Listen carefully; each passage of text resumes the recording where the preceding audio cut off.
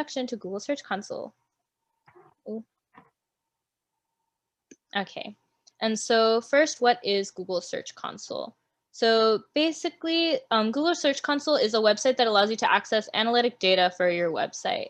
And so this analytic data includes site performance data, which can be used to gather information on how to improve your website's performance on Google. So this would include more specific information, which I'll get into in the next slide, but a lot of background information that you can use to really just improve who can find your website, the accessibility of your website, and what kind of people you're pulling in for your website. And so, as I said, last slide, SEO stands for search engine optimization, which is the process of maximizing the number of visitors to your website by ensuring the site appears high on the list of results returned by a search engine. So this is basically all of the different factors which will help your website rank higher on Google, on the first or second page of Google, as opposed to the 10th page of Google, which obviously people don't really get to. I feel like people have forgotten that Google might have pages. But so yeah.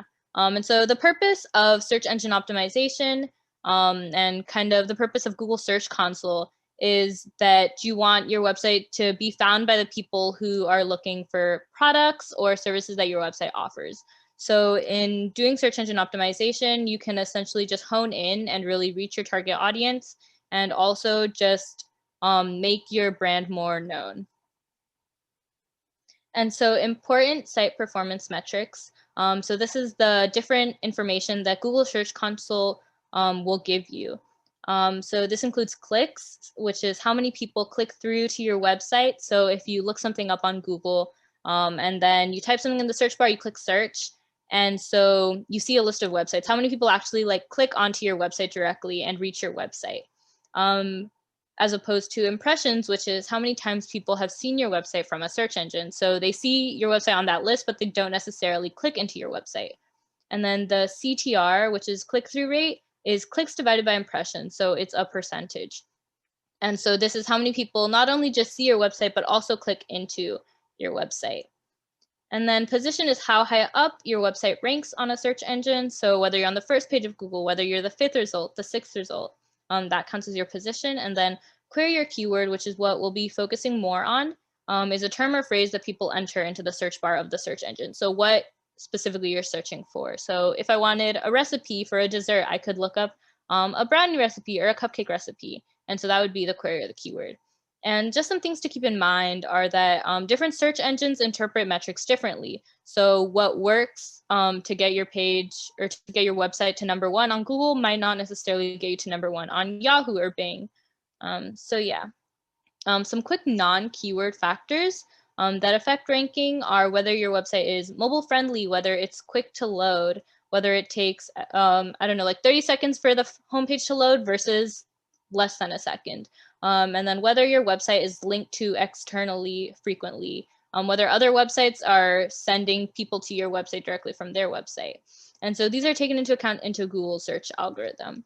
But let's move more into keywords. And so this is what Google Search Console looks like from just the direct website. And so this is your dashboard when you're on the performance bar. I wonder if I have like, okay, I have a pointer. Nice. So here we're on the performance side.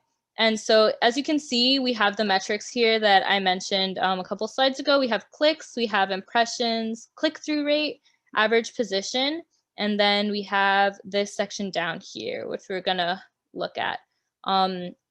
Here it says queries or keywords. And so as you can see, these are different terms that people have searched for and used to find our website previously on Google. And if you look on this side, we have the number of clicks that have come out of that search term and the number of impressions that have come out of that search term. So as you can see, this is organized by kind of popularity, I guess. So how many people have ended up coming through our website using these keywords, but the most popular. So as you can see, eTEFL is our most popular keyword overall for the entire website. And then second is what is TEFL, and then third would be TEFL certificate. And as you can see, clicks are valued more than impressions because this means that someone is actually reaching our website, whereas impressions means they're just seeing it, which is also important for increasing brand recognition, even if we don't necessarily get a click through. But this also depends more specifically on what your website is geared towards and what your company might be geared towards in terms of whether they want these website impressions, whether they want those converted into sales, or whether this is just increasing awareness. So those different goals can change what exactly you do with keywords. But to get a little bit more specific, we can go to the Pages tab. And so this will show us what specific pages of our website are getting traction, which websites are getting more clicks, which websites are getting more impressions. So this will be the more popular pages of your website. And so we can do the same thing here. We can see what people are gravitating towards on your website. The home page will usually be the highest ranking website, and then we see that our second and third pages are packages, so people are interested in the different types of TEFL packages that we have, and then the third website will be what is TEFL. So people are curious about what the TEFL exam is or what specifics come with the TEFL exam, and are coming with not as much predisposed knowledge as someone who is looking up more specific details about the TEFL exam. And so we can actually click directly into one of these websites. So we're going to click into the home page, and it'll give us queries that are specific to that web page as opposed to queries for the entire website. And so they're probably going, since it's the home page, they're probably going to be similar to the same keywords as your home page, but sometimes they can be different. So going back to this page, if we have what is TEFL, we can probably expect that going into the what is TEFL page, that one of the queries that will be more popular will probably be what is TEFL more so than eTEFL. And so the important things to really gauge from this are what type of customer, what type of person we're attracting to our website with the information that we have out there. So as you can see, we have people who might be looking for eTEFL, which could be people who already know about just come on out and know this eTEFL marketing, or it could be people who have typoed TEFL, who put an E there by accident, or it could be simply people who are looking for a TEFL that's online, and so they kind of put two and two together and came up with that word and thought to look it out.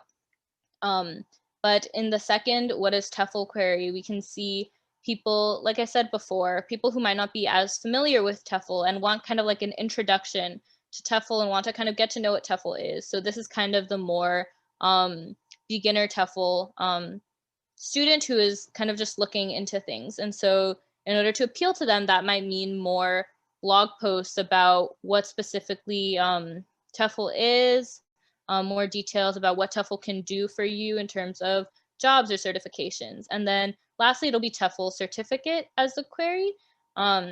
So this could be people are looking for more or for higher quality TEFL courses that will end up with a certificate and that they can kind of have something to really add onto their resume or to show others. So that could be someone who's out of college really looking to build up their resume. And so we can see just the different types of audiences that we have on one website, and we can understand that these are the people we're attracting. And so we can, I showed on the last page, there were just the top three, but as you can see, there are a lot more. And so just a couple things to note are, as you can see, there are different length keywords. So this longer keyword here, internationally recognized TEFL certificate online, along with internationally recognized TEFL certification. These are longer, which means it's probably going to be less likely that people are going to be looking up this specific phrase, which means it's less competitive. Other websites probably aren't listing this exact same long length query just because it's a lot less likely that they're going to come up with that. So as you can see, the impressions are less. But usually, since these are a lot more specific, it's a lot easier to rank higher on Google with these. For example, if you have a longer keyword, there's going to be a lot less competition. So a lot less websites want to rank for that. And therefore, with these keywords on your web pages, you can rank a lot higher and more people will get to actually probably click through because you're probably answering their question a lot more specifically, as opposed to these smaller keywords, eTEFL, or get TEFL or TEFL.com. These are going to be things that are a lot more generic, and people could be looking for a lot of different answers. So your website might not necessarily answer that question. So it could lead to a lot of impressions by sheer popularity of the search term, but might not generate as many clicks. And so this is important to consider once again with your company's goals.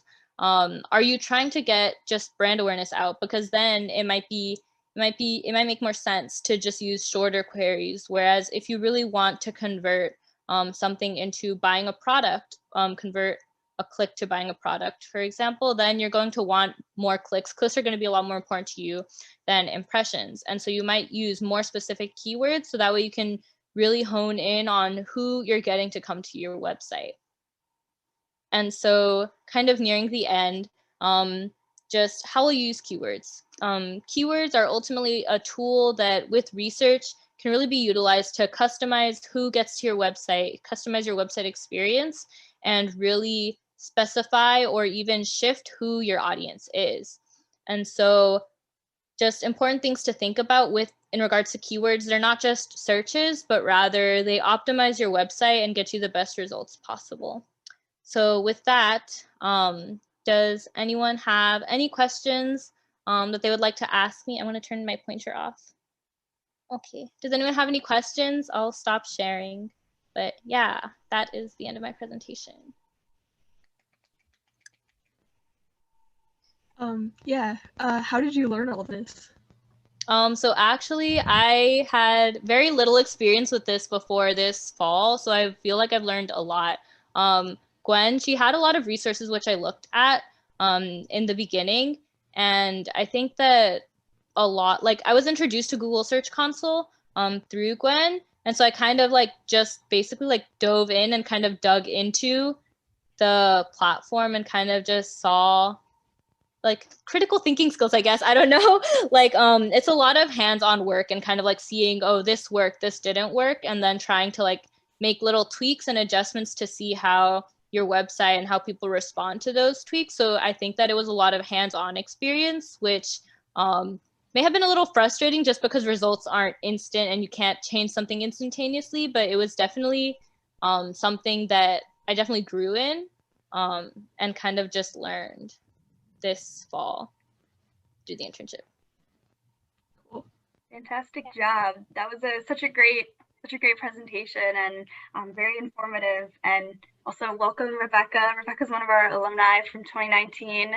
Anezi just presented on search engine optimization for our TEFL websites and English websites. So I'm not sure if you caught any of it, but feel free to ask any questions.